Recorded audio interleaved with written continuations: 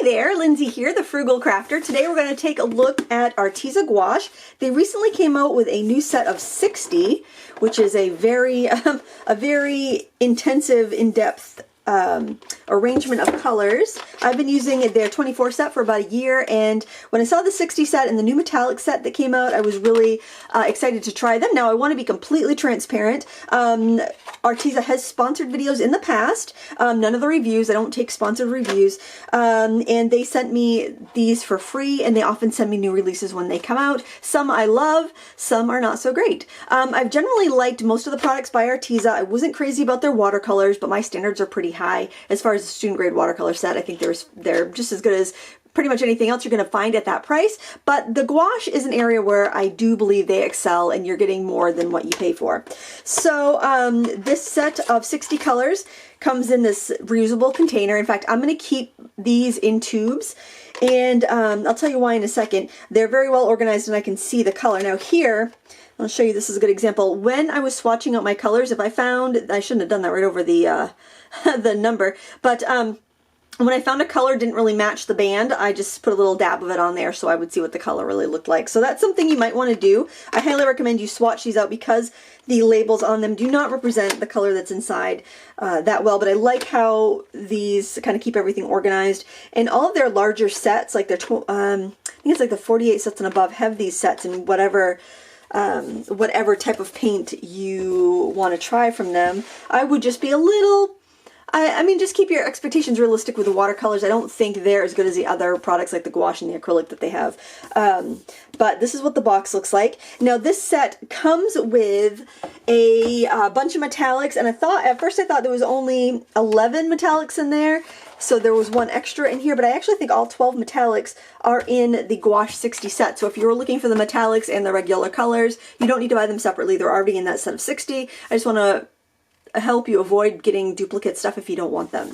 So for the metallics, there are 12 colors, and here you can see them swatched on their own at the bottom. I wanted to swatch these out separately in case they looked a little differently than the metallics in the 60 set, but they are the same.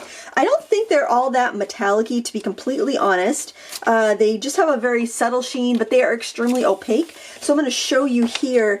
This was a painting, and I'll have a tutorial on this tomorrow on my YouTube channel. Actually, I'll have a tutorial on the one that came out better. Let me show you here. A tutorial on this tomorrow, because this one looked a little bit, this one was a hot mess. It was too dark in the middle. I got way too dark with my colors. I was using a paint I wasn't that familiar with, the Schminke Academy, and when I heat set it, my colors darkened quite a bit and didn't revive. So I went in with the rose metallic gouache there, and I was able to bring out those lighter petals again and rescue the card so it's good enough to send.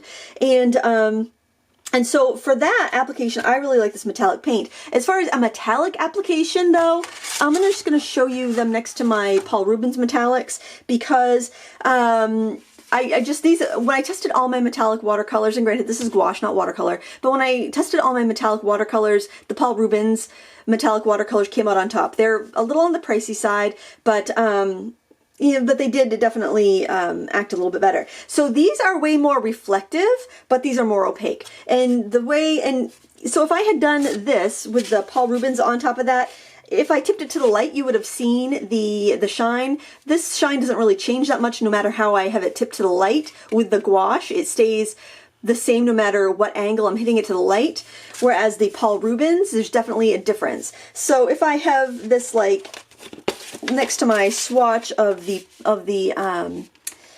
Arteza, it looks the same like this, but if I tip them away from the light, you can see the Arteza stays the same. It doesn't change, but the Paul Rubens gets a little duller.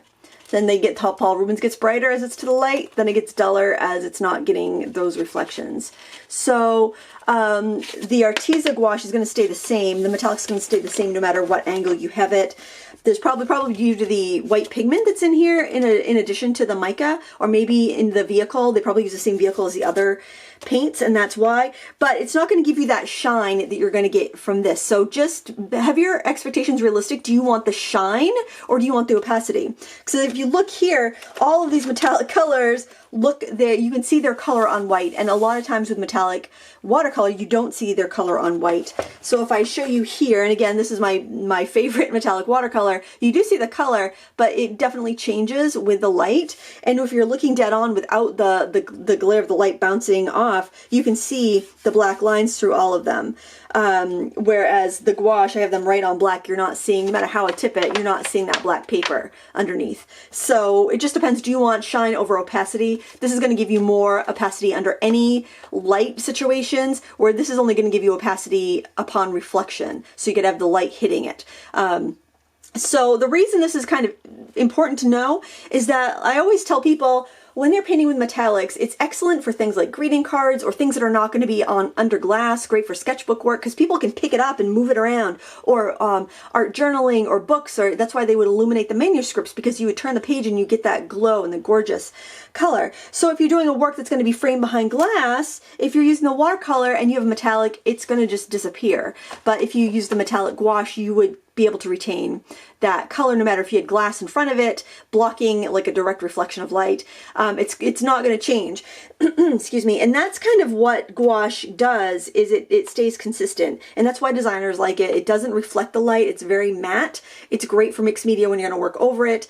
It's just a wonderful media. So I just want to show you a little bit of my experience with this paint, because I've been using it for so long. The 60 set of gouache, the gouache contains the 24 colors that were in the original set. And when I first got my set, I tried to put them in a palette, like a watercolor palette, and they all cracked and fell out, and I was so sad. So then I'm like, I know, I'll get little containers for them, because I didn't have a palette that had walls that all went up to the top. So I got a set of these little boxes at Harbor Freight. It was a big container that held 24 boxes, and that worked pretty well, because, you know, I just wet it when I want to use it, and then when it dried, and then I'd let it dry out with the cap off, and I close it, and then, you know, the chunks would fall apart and break apart. But since I had it in a little container, I didn't have to worry about them all falling out and mixing up and getting ruined. So that's what I did at first, but I got frustrated having to have all these little pots open on my table, and then I'd like be dipping my brush into them and they'd wiggle around, and I get annoyed easily. I don't want to be annoyed when I'm creating art. So what I did was I think I went back to Harbor Freight or maybe I had this in my stash, I'm not sure. I just got a fish and tackle box or a little tool parts organizer that had the dividers, and I hot glued them down so nothing could seep underneath, and the walls go all the way up to the lid when they're closed. And I did add a couple drops of glycerin to each pan just to make sure they'll stay glued together a little bit better, so they don't really fall apart. I dug them out of these containers and I put them in there. But if you added a couple drops of glycerin from the get-go, it should be pretty good. Don't overdo it though, because it will add transparency and it might add a gloss to your paint. So it's not really necessary if you do have a high-walled palette. The more you use it, the more these are going to want to stay together. And I didn't swatch this out again. I have a swatch of this somewhere, but I didn't, because what you see is what you get with gouache. It's an opaque matte color. It's not going to change when you paint it. So these are the colors I most often use and mix from. I generally don't use more than 5 colors, and these are all really saturated colors, so I can mix pretty much anything I want. And I combined my both whites into one pot because they use the same pigments. Now looking at my swatch there, I can see the whites are slightly different even though they use the same pigment. If you look here, titanium white, which is your first color, is slightly warmer, and then just the regular white is very neutral. I like the regular white better, but honestly, if I didn't see them both side by side, I really wouldn't tell the difference. You might be able to tell a slight difference, but it's very small. So obviously, a lot of these are mixed pigment colors. All the pigment information though is on the tubes, which I think is really excellent for a student grade supply, and they all have light fastness ratings. And granted, Arteza has only been around a couple of years. You might want to, you know, take any sort of light fastness rating from any company with a grain of salt, but especially from companies that haven't been around very long. And I go by their light fastness rating and the pigments they used and kind of make a guess. But I'm using this for sketchbook work for the most part, or illustration, like for if I was doing a children's book or something like that, where it's going to be reproduced and then slid into an archival sleeve and left until it, in case it needs to be used again, but not displayed generally. So you can mix any of these colors from what you get in the 24 set. So don't feel like you have to get these colors. However, like this bigger set. However, something that I thought was really interesting as I was swatching these out, and I'm thinking about actually cutting this apart, cutting all these little squares out or punching them out so I can kind of mix and match them together. I like how like if you're doing a bigger project and you're going to repeat the same colors over and over again, you have the tubes of the convenience mixes. I mean, some of these are just gorgeous, and would be really nice to have in those tubes. I think the tubes are 21 milliliter, no, 12 milliliter, so they're a decent size. So if you're comparing, say, the Paul Rubens metallic versus the Arteza metallic, 12 colors of the Paul Rubens is $30, 12 colors of the Arteza is $23 for the metallic. So the Paul Rubens are more expensive, and they're half pans, which is about the equivalent of 5 milliliters, and you got 12 milliliters here. So you do get more for your money here. It just depends on really what you want. And the 12 color set here, which I have, is $50 from Paul Rubens. So, you know, it is a more high-end metallic watercolor compared to the metallic gouache. Prices, I did want to get into this. The 24 set, which is what I'd probably recommend if you know, unless you know you want to have these big tubes of specially mixed colors, is 20. I just checked this morning, it was about $23. It fluctuates. They say the regular price is about $90, but I've never seen it sell for that. I don't really trust those regular prices. Nothing against Arteza. I think it's kind of like a marketing ploy. I hate to say that, but I mean, honestly, I've never seen them sold for that. They're usually around the $20 mark, and I've even seen lightning deals for the 24 set. Like a couple of weekends ago, it was like $14. Fantastic price at 20, I think. And then the 60 set, that was on Amazon for like $65, and it was on the Arteza website for $50. So, you know, I check both places. I'll link to both in the video description. Those are affiliate links, just so you know. If you do make a purchase, I will earn a small commission on that. I just want you to go in knowing that I got this stuff for free. My opinions are honest, but I do want you to have all that information, because I know it affects. It could like subconsciously affect somebody how they're reviewing. I don't think it does me, because I've used them so much, but I just want you to know. And I think I told you all the prices of everything there. And so we can compare. I did these swatches all on Arteza paper. This is the Arteza watercolor paper. The cheaper stuff, those sketchbooks that come in the 3 packs. These are not great for like robust watercolor techniques, but they're fine for colored pencil, using gouache because you're not soaking it, using their pens, using colored pencil or watercolor pencil. It's absolutely great for that. I wouldn't go and spend like 5 hours on a botanical watercolor on this paper, just because it'll eventually peel back. It's just not strong enough. Their cotton paper is, but their cotton paper is quite expensive. It's right up there with Arches. So, you know, I mean, I think the quality-wise, it's up there also with Arches, but, you know, if I was going to spend $25, I'd probably buy Arches. Not to say anything negative, but, I mean, that's my honest opinion. Okay, so, you know, the colors are true on both. They almost look a little bit more vibrant on the black, actually. If you look at, like, that color there versus that color, or look at the ultramarine blue, it is so opaque and gorgeous and bright. The reds are bright. Everything looks great. Now what I did here is, because I didn't want to dirty a huge palette and waste a bunch of paint, I just did a dab of each color. I did a dab of like 12 colors, and I would swatch it, swatch it, swatch it, swatch it. So as you got to the end, you might see like a little circle where that dab was originally.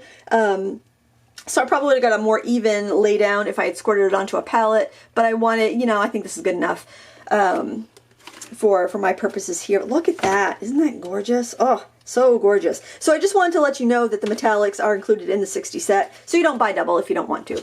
Okay. So, oh, and this is their mixed media. No, this is their sketch pad, their black sketch pad. I used it with the gouache. I really think this is much better for a for dry techniques. They say it's 90 pound. I would honestly qualify it more as like a 60 pound, but let's look at the grams per square meter, because that's more accurate. 150 grams per square meter. So that gives you I feel like that's a more standardized measurement than poundage, because I think your parent sheet can be different, and that can affect how thick the paper is. Like, are they going by a 22 by 30 sheet? Are they going by, you know, some other size sheet? So yeah, I go by, I like this grams per square meter, I think is more accurate, but this feels like equivalent to like maybe a 60 pound mixed media paper, I'd say. So I would recommend this for dry work. It's affordable, so affordable paper is good, so you don't have to worry about wasting it. So I want to go through, I showed you the watercolor card I fixed, and I thought I'd go through my sketchbook here and show you the projects that I've used the Arteza gouache on, so you can see it in practice. And I just went ahead beforehand and marked it. This is the first painting I did with the Arteza gouache. I really liked it. Honestly, I have to say, I wasn't crazy about their watercolor, the tube or the pan. I like the pan better than the tube because the pans are more transparent. They don't have the pigment information on the pans like they do the tubes though. But I found like their watercolor pans, the tin was very high quality. The pans were decent for the price, but they just didn't they didn't wow me. However, the gouache, you can thin it down like watercolor, and I like their gouache thinned as watercolor better than I like their watercolors. So you definitely could get both effects in a pinch, and I think you'd almost be better off using their gouache as watercolor than using their tubed watercolors. They might not be as light fast when you thin them down that much though. Their watercolors, light fastness wise, would probably be a better bet. But when I thinned down to do my first washes here, I was very impressed with how they performed. And I've just really enjoyed using these. There are time lapses of this is my sketchbook work, so there are time lapses of these paintings on my YouTube channel if you want to see them, how they build up, how I build up the color. Here, this was done in the gouache. A lot of times with these, I use the pens as well. I don't know if I don't think I used the real brush pens here, but I have used their real brush pens with the gouache, and they work really well together. I'll show you. I've got them in a couple cups here. Those are really nice. They have a bigger tip than the zigs, which I like, but not everybody would like that. I store them tipped down in a cup, and they work really well. I find them to be very handy when I want a watercolor marker, and I want that brush. Great for sketching if you like to sketch. This one, I think I actually used some of the Arteza acrylics as well. I think I used the pens, the gouache, and the acrylics on this. And that again is on, I think that one's on my YouTube channel too. The acrylics give a sheen that I don't care for. The gouache has absolutely no sheen. It's perfectly velvet. It's gorgeous. I think the gouache is my favorite Arteza product. I really like the way this one came out. This was with the pens, the gouache, and the pencils. So if there's any sheen, it's from the regular traditional colored pencils. But I just I love working on it. I love working over it too with pencils because it's got such a velvety tooth. It's like it just grabs other media like pencils or pastel or whatnot. This one again done with the marker pens, the real brush pens, and the gouache, and I think I used a little white gel pen on top. I think I used some pencil on that too. But it does, I mean, I think for illustration it's a really wonderful product. This I used some watercolors and the gouache, or maybe just the pens and the gouache. I think I had some watercolors in there too, and some pencil. But the gouache was an element. So it's really nice for mixed media work. This was just the gouache. I just did that a couple weeks ago. The real time of that is in my critique club for anybody that wanted a real time version of that. That was a lot of fun, and just with the gouache. And this is just the black gouache in the background, and I really liked how it made everything else kind of jump out. But very forgiving, very easy to work with. And this one is also in Critique Club, the real-time version of this, or the time lapses on my YouTube channel. And this was with the gouache and, did I use colored pencil? I'm trying to hit it to the light. Yes, I did use some colored pencil. It's amazing how quickly you can forget what you used. But I wanted to go through and flag those so I didn't have to spend the whole time just kind of flipping through. But I really recommend their gouache. I don't know if the 60 set, I think that might be an overkill for most people, but the 24 set, absolutely. If you want the metallics and the 24 set, it's probably cheaper to buy the 60 set, and then you get more tubes. So if you're thinking, I want the metallics and I want, you know, those bright colors in the 24 set, you know, that's going to cost you, you know, $45 anyway, and the 60 set was on the Arteza website for $50, so you might as well get the bigger set and then have some of those convenience colors if you want to do like an illustration project. I mean, look at those colors. I mean, yes, you can make them, but like if I was doing a book illustration and I'm carrying a color theme throughout, and that's one of the colors, I would much rather have a tube of it than having to remix it and try to match it every time for convenience. Or if I'm just doing, say I want to do a pastel painting and I want the background that color, I can just do it in gouache, and I could just use that color, and I can let it dry and do my pastels over it. So for me, the 60 set color is going to be handy,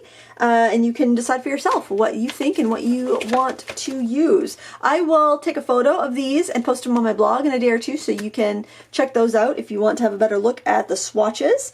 And I think that's about it. If you have any questions, go ahead and leave them in the comments below, and I'll be happy to get back to you if I know the answer. And that's about it. Please give me a thumbs up if you like this review, and until next time, happy crafting.